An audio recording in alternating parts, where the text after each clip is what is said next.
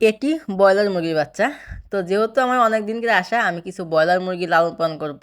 যেহেতু আমি এই সেক্টরে নতুন, তো সেই ক্ষেত্রে আমার কিছু পরিসরে আর কি এই ব্রয়লার মুরগির বাচ্চাগুলো আনা।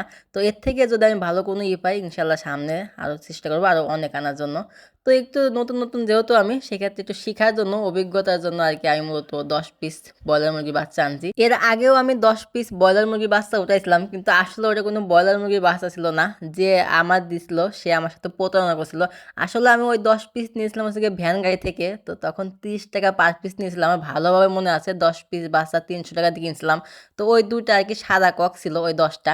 তো এখন যে 10টা নিয়েছি এটা 100% ব্রয়লার মুরগি, কারণ এখনকে যে গ্রোথটা, আর আমি জানি যে সরাসরি ডিলারের কাছ থেকে নিয়েছি, তারা তো কোনো সময়ই 2 নম্বর করতে পারবে না, কারণ তাদের কাছ থেকে হাজার হাজার বাচ্চা নিচ্ছে।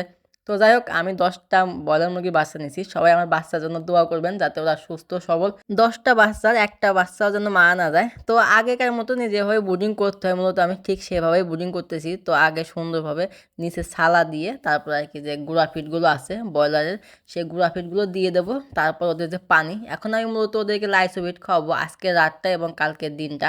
তারপর থেকে আর কি অন্য ওষুধ, সেটা আর কি একটু ভাবা চিন্তা করার পরে যে কি ওষুধ ওদেরকে প্রয়োগ করা যায়, আমি কিছু ডাক্তারের সাজেশন নেব। তারপরে যারা এই সেক্টরে আছে, মানে যারা ব্রয়লার মুরগি লালন পালন করেন, তাদের কাছ থেকে আর কি জানবো। তো আপনারা যদি জেনে থাকেন যে এখানে আমি কি কি ওষুধ ব্যবহার করতে পারি, তো আপনারা একটু অবশ্যই আমার কমেন্টে জানিয়ে যাবেন, তাহলে আমি উপকার হব। কারণ যেহেতু আমি এই সেক্টরে নতুন, আমি অতটা পারদর্শী না আর কি ব্রয়লার মুরগিতে। তবে আমার খুব ইচ্ছা আছে যে আমি আমার ফার্ম খুব বড় করে একটা ব্রয়লার মুরগি ফার্ম দেবো। তো সবাই আমার জন্য দোয়া করবেন যাতে আমি একটা অনেক বড় করে একটা ফার্ম দিতে পারি। তো আজকের ভিডিওটা আর বেশি বড় করব না, আজকের ভিডিওটা আর কি আমার এই ব্রয়লার মুরগির জন্য।